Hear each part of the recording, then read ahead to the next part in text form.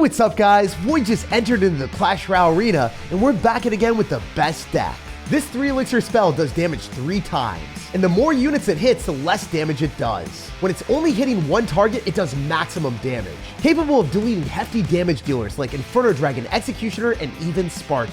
And with 5 or more units getting targeted, it's able to finish off bats and skeletons and spear goblins, but not much else. So the way you maximize your void value is targeting one thing, because if you can delete a 4 or 5 or even 6 cost card, you're gonna get insane value. Those types of positive elixir trades, especially when you delete a card that the opponent needs to defend with, will instantaneously win you the match. The best way to play Void is with Lavahound, Giant, or Beatdown decks. Giant's the strongest beatdown card in the meta, so we're using it and using P.E.K.K.A. to counter everyone else's. If opponents try to protect their important cards with bait cards, we've got splash damage with a Bomber, Royal Ghost, and Zap to eradicate them. If you have one evolution, use Evolved Bomber.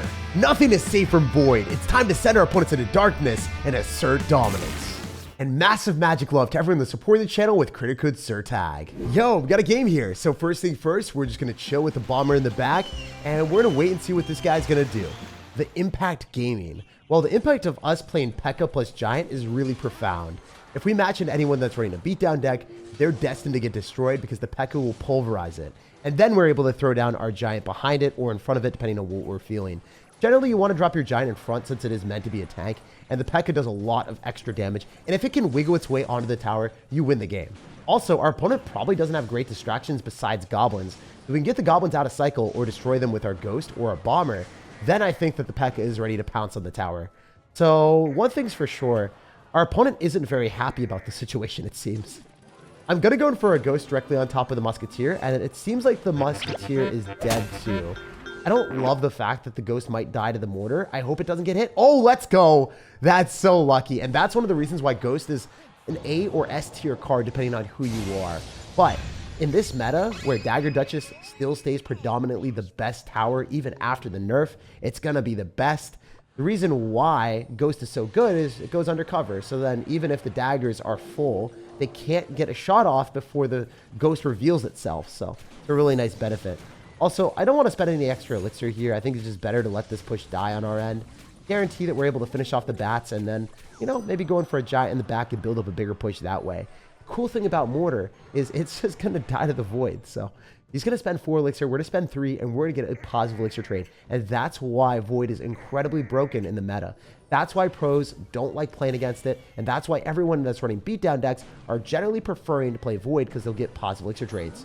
So we're going to go for a Void on the Musketeer instead. I think that might just be a little bit better, since the Mortar is predispositioned in a pretty bad spot.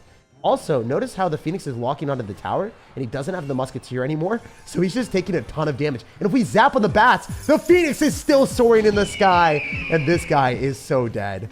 So you can choose between the Mortar or the Musketeer, and you can wait a little bit, because if the opponent's relying heavily on the Musketeer, you'd rather not beat down the building. If you break down their range card that is supposed to damage down the Phoenix, they can't comfortably kill it, and then they lose the game instantly.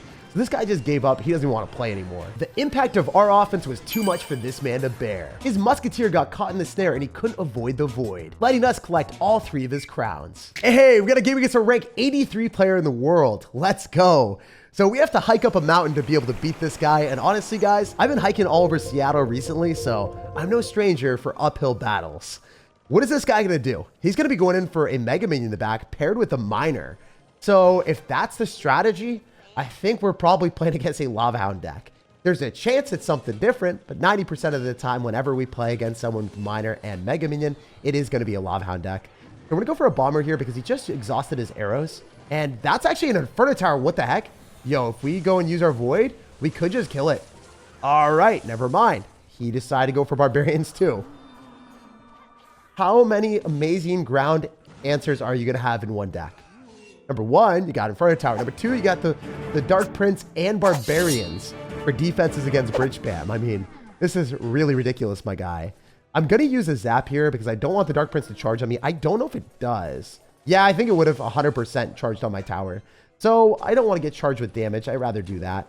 He's also going to go in for the Miner when the Dagger Duchess is depleted. I think it's better for us to go for the Giant in the back and build up a big push that way. Also, I'm pretty confident in our capability of using the Little Prince ability and then using the Bomber and then blasting through the Barbarians and then finding our way through afterward. So that's what I'm thinking I'm going to do here. I'm going to go for our Little Prince. We can also go in for a Royal Ghost. We can also go in for a Zapperino as well. So this will be difficult for our opponent to defend adequately. He's going to take a bunch of damage from the Little Prince, I think, if we pop the ability at the right point. We're going to go and do that right now to preserve our Little Prince, keep our Phoenix healthier as well. And look at that value, guys. The Phoenix is definitely locking onto the tower again. The Phoenix is pecking away as we reign supreme at the top of the pecking order. And it's awesome because Phoenix really is a win condition with this stack because you can meander off to the side, keep it alive, and guarantee that you get damage that your opponent's not very happy with. Notice how he's flexing the emote because he can't flex his tower damage lead. He's got to do something. He's got to make himself feel better. All right, we can probably void the Inferno Tower just to kill it, right? Does it just die straight up? Yeah, it's gonzo. We don't have to worry. And then the Phoenix again. There's no way. Wait. We're going to go Bomber on the Miner. This is going to be so tilting for him. One shot is around 800 damage again. Crazy that he has to take that. All right, we know that he's likely going to go all in the other side, so we're going to get ready with the P.E.K.K.A. So then we can prioritize our defense, and then we're going to go in for our Little Prince after. As long as the P.E.K.K.A. is not stupid and goes towards the skeleton, we should be fine.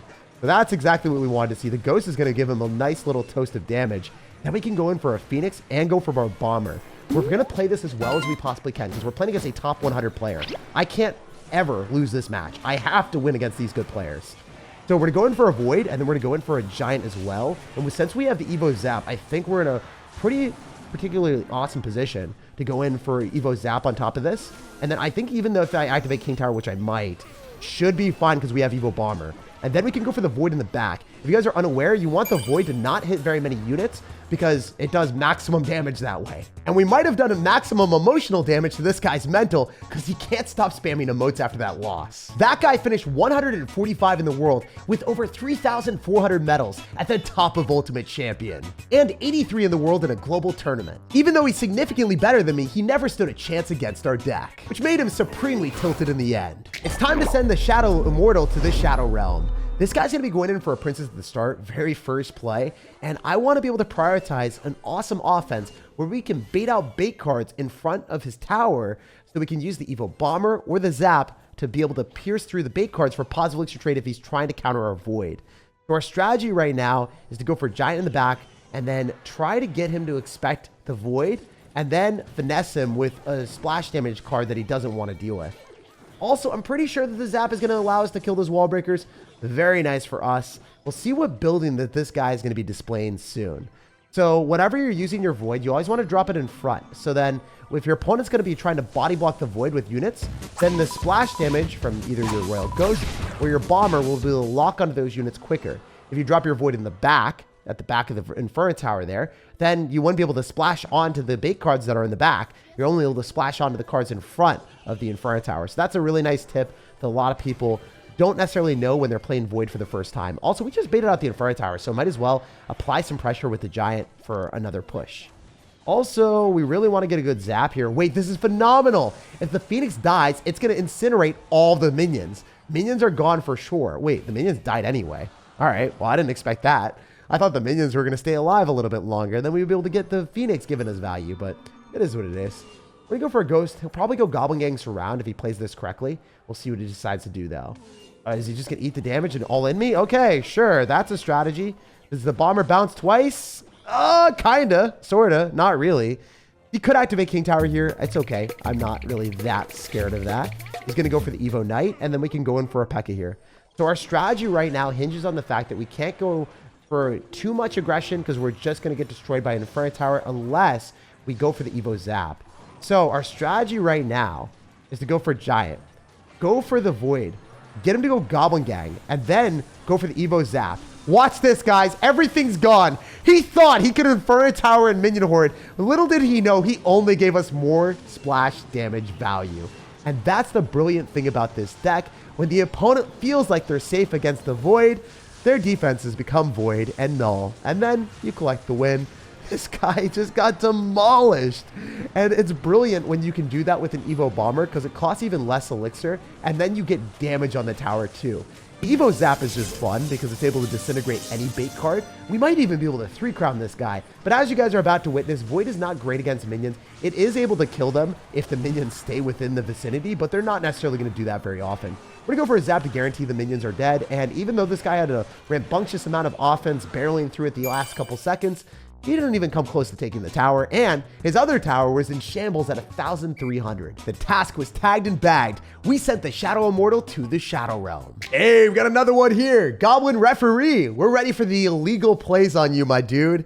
So, Phantom's push, I feel like everyone that's playing against us is becoming extinct, becoming a ghost. So, it makes sense. Phantoms are just going to be rejoicing as they get so many new friends after our deck deletes opponents.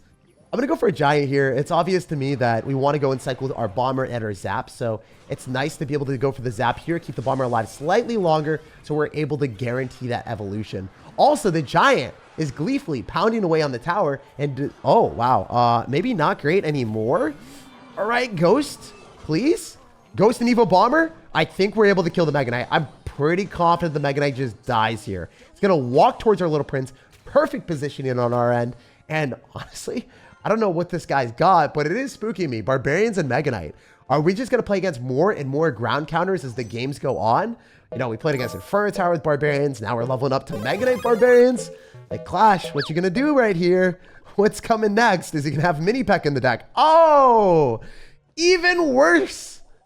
He's got Executioner, so he probably has Tornado. What am I playing into? Why does he have Elixir Golem? My brain is in severe pain. This is not what we like to see, my guys. I don't know if I'm able to defend this. We are going to be able to pull back the majority of his stuff, but this is going to be really tough for us to defend. Also, you know, our P.E.K.K.A. isn't very smart. She is wandering towards the other side, which is not what we want to see. We wanted her to go backwards so we don't have to spend as much elixir, but looking at the situation, we are going to get slaughtered. Maybe I can fumble against this defense to offense conversion and get something, but it's looking really bad, and he's spamming WoW. He knows he's going to win this game if this continues to go in the same route. So I need to make something happen here. I think there's a possibility with the Void that we can kill the Executioner and come away with an offense that we are proud of. So let's kill the Executioner for 3 elixir. Yep, that's what I'm talking about. He goes in for the Mega Knight, and we're delighting with all that tower damage. Look at that value, guys. The Phoenix is soaring high in the sky, and his tower is going to die. So despite us having one of the worst possible positions, we were able to salvage the situation because of how overpowered Void is.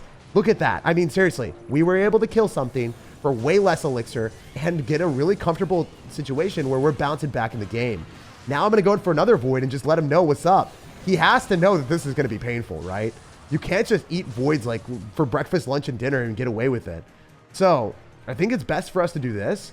Giant, Ghost, and then spam more stuff where we go in for another Phoenix.